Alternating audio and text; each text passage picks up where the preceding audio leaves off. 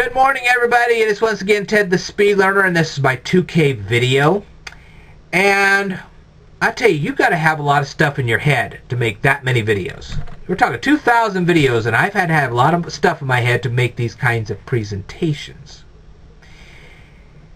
And it's not easy doing this. I mean, you ought to see the books I read to make these kinds of presentations.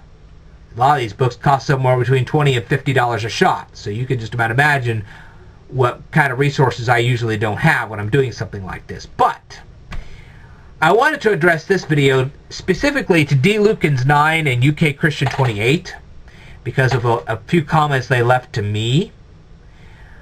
Now, the first thing I want to say is that when I started my channel 3.5 years ago, I didn't think I'd have to dumb down my curriculum because so many people did not know what I was talking about. I cannot tell you how many people I have met in unemployment lines, homeless shelters, you name it. I've met these people. They are about as clueless as it gets. That's why I've had to dumb down my curriculum. And I'm going to have to do it again for this video because D. Lukens 9 and UK Christian 28 just are totally clueless as to what's going on. And I feel that I shouldn't have to do all this kind of research to state the perfectly obvious. But apparently I do. So, here we go. First of all, they don't... D.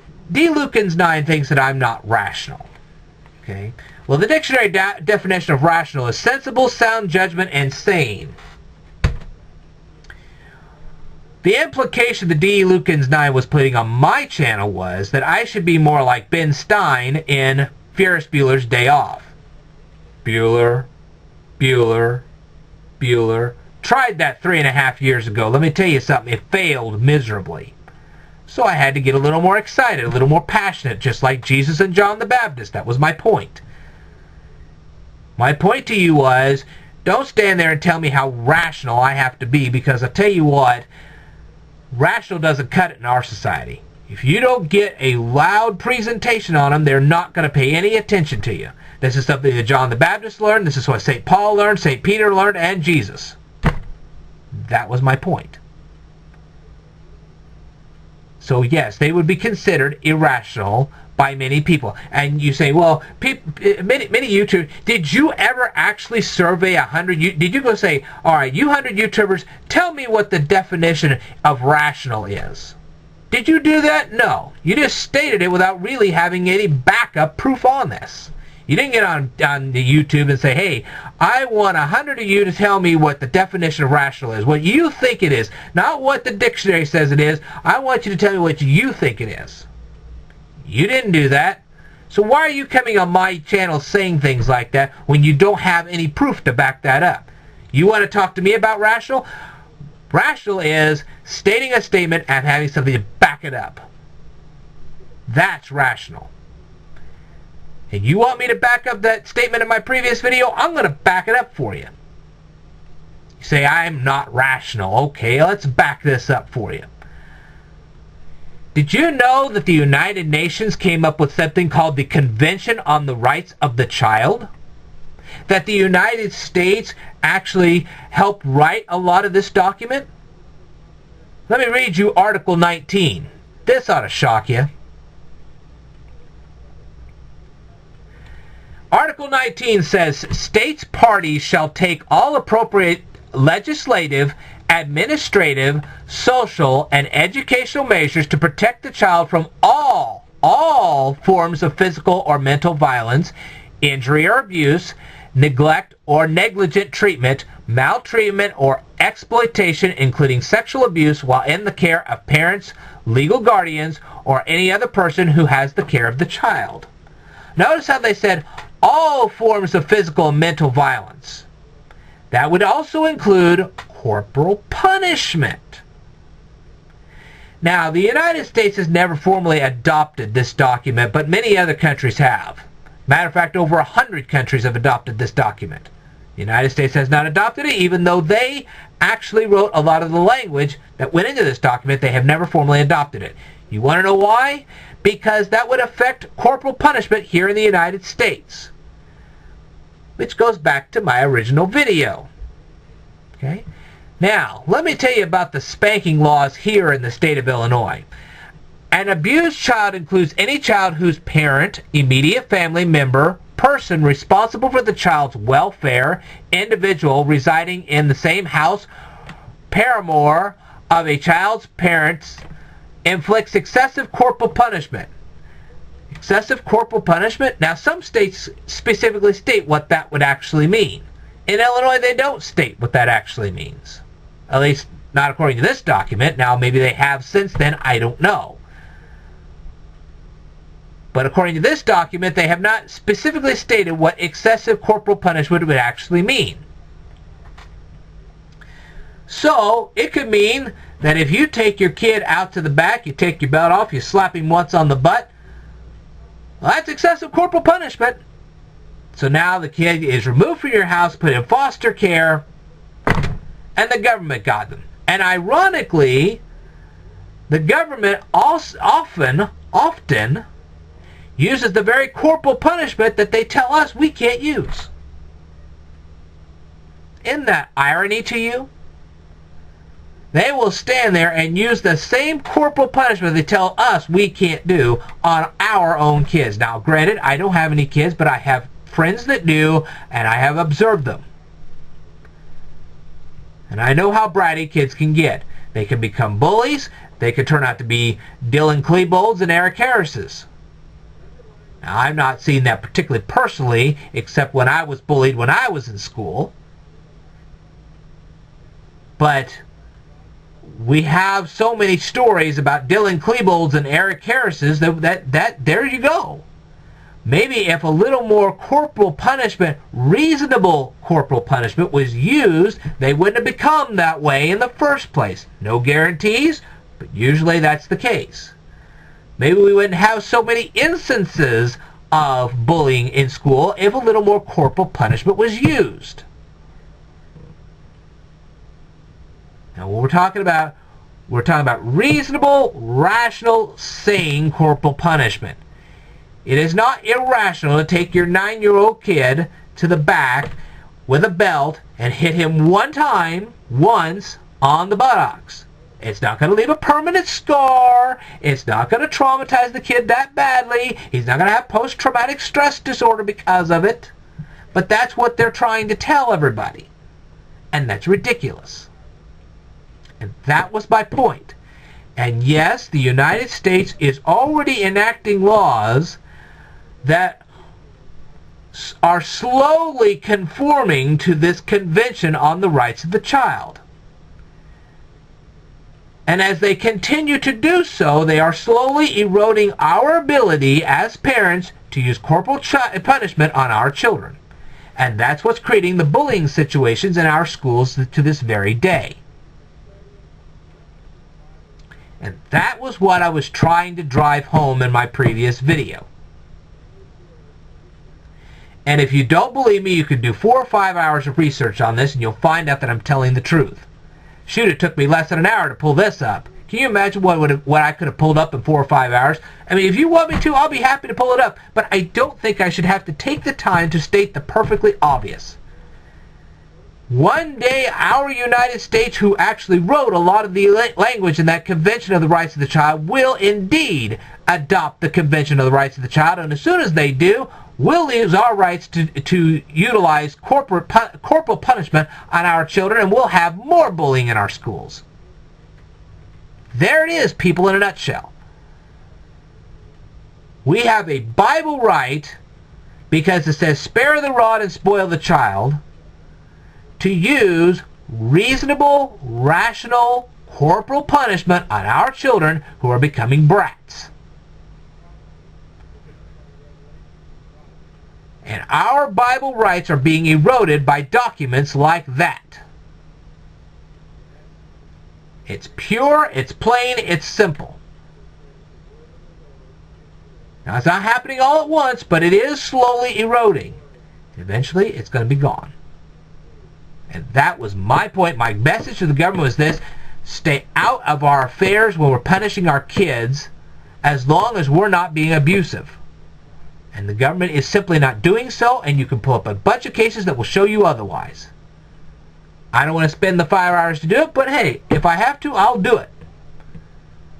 And then we'll show you how insane this has become.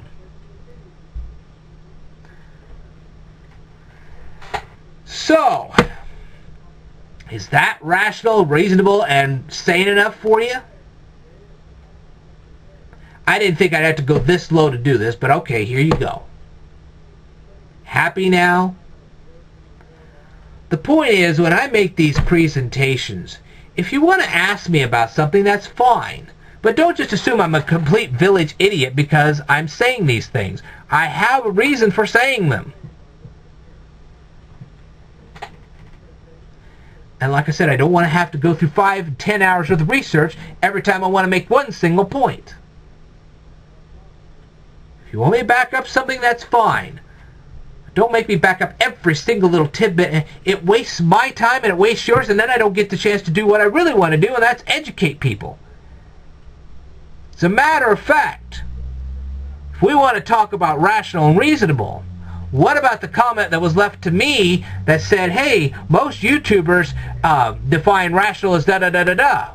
Really? Did you put up a video that said, hey, I want 100 YouTubers to tell me what they believe the definition of rational is? Now, what's in the dictionary, but what you actually believe the definition of rational is? Did they go out and interview 100 people on the homeless shelter lines or the unemployment lines and ask them what the definition of rational was?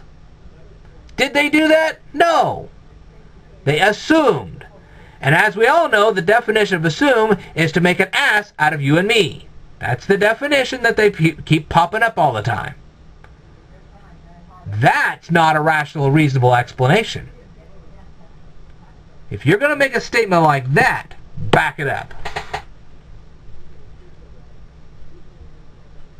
If you're going to challenge me, back it up. And I bet you'd be really surprised if you asked that many people that kind of a question. You'd really be surprised at the answers. Tell them, look, don't even look it up in the dictionary. Just tell me right now what you think the definition of rational is. Not what's in the dictionary, but what you think it is. You'd be very surprised at what they'll tell you. So there you go. Hopefully I have flushed all your arguments down the commode. If you want to throw in more arguments, go right ahead. But I'm not going to be the Ben Stein and Ferris Bueller's Day Off. That's it. I've had enough. When a kid comes into my store and asks me if a dime is worth 10 cents, I have to put my foot down and say that is enough.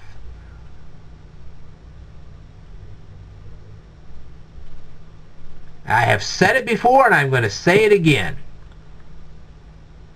There are wonderful teachers out there. I have seen them. I had nothing but the greatest respect for Jaime Escalante.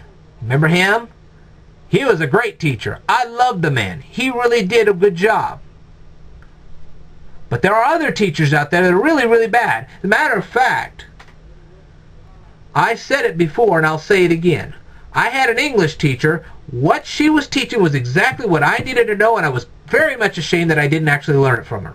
It was wrong of me not to do it. I didn't think her presentations were real good. As a matter of fact, her presentation sucked. But just because she had sucky presentations doesn't necessarily mean that what she was teaching was wrong. She was teaching the right things. She just didn't present it very well. Well, somebody that didn't present it very well is not necessarily a bad teacher. They just have a bad characteristic. Well, that's fixable. Okay? If we'd have fixed her presentations, we'd have been all right. But I have met geometry teachers that had no clue about Euclid's elements. I have actually met accounting teachers who had never actually formally read a FASB, Financial Accounting Standards Board. That's the kind of teachers I target. And I tell you, if you are professing to know something that you really don't, or are refusing to tell kids what they really should know, whether you believe they should know or not, the fact is they really should know this stuff, then you are a grade F teacher. And that's what I meant when I said I have a lessening respect for the MAT degree, because I am seeing too many of these teachers getting out there and not doing the job they should be doing. And my message to those particular bad teachers, the ones who refuse to teach what they really should teach and the ones that just absolutely are clueless as what they're trying to teach, to them I say, if you can't get the job done, I can, I will, and that's that. Okay? Now, on the flip side of all this, I totally laud the teachers that really are doing their job well. And I'm sorry to those teachers that I really should have listened to. Let me tell you something. I had a geography teacher that I didn't listen to very well. And I should have. What I have found out in world affairs, I should have listened to him a long time ago. And I'm really upset with myself for not listening to him. I should have paid more attention to my beginning algebra class. I had a very good teacher with him. And I am terribly sorry I did not pay attention. I was wrong. So you see, there are good teachers out there, and I'm ashamed that I didn't listen to some of them. But I've also met some bad teachers too. And they were wrong. And when they're wrong, I'm going to call them on it. And that's the whole point of this channel. Is to say, you bad teachers, watch it. Because you continue to be bad, I'm going to cost you your jobs. Because when more people turn to me than they do to you, that means you're not going to earn your income anymore. Simple as that. To the good teachers, I say this. If you want to use my presentations, you go right ahead. And more importantly, if you want to learn from me too, that's fine. One of the things I really understand about teaching now is that you have to learn as much as you teach. And what I have learned from my students is that they are about as clueless as it comes. Now that's not true of all of my students, but it's true of many of them. And I am really, really shocked at this. Sadly shocked. So, that's why I run this channel 24 hours a day, 7 days a week. One of the big things is that libraries end up closing on holidays. Then what do you do about getting education? Rely solely on the internet? I don't think so. You've got to have somebody to rely on. And I'm glad you guys have come here and you rely on me. So before leaving a super negative comment, ask me some questions. Ask me to clarify something. I'll happily do it. I have no problems clarifying the things that I'm saying.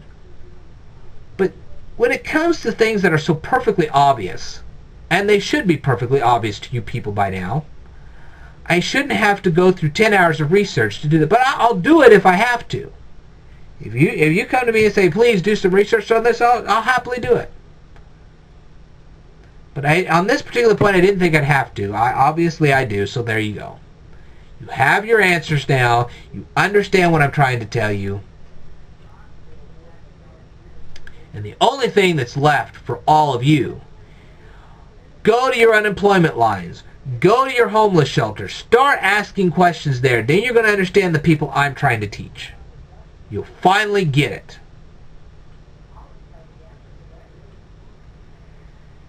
And if you don't find people in your area, come over to this one, because I tell you what, we got a buttload of them here.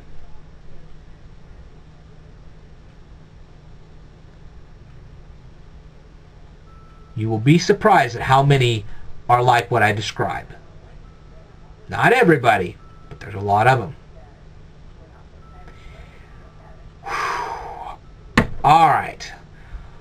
I will tell you all more in a future video, obviously, because after all, I've made 2,000 of them, so you pretty much figured out that I'm going to tell you more and more and more.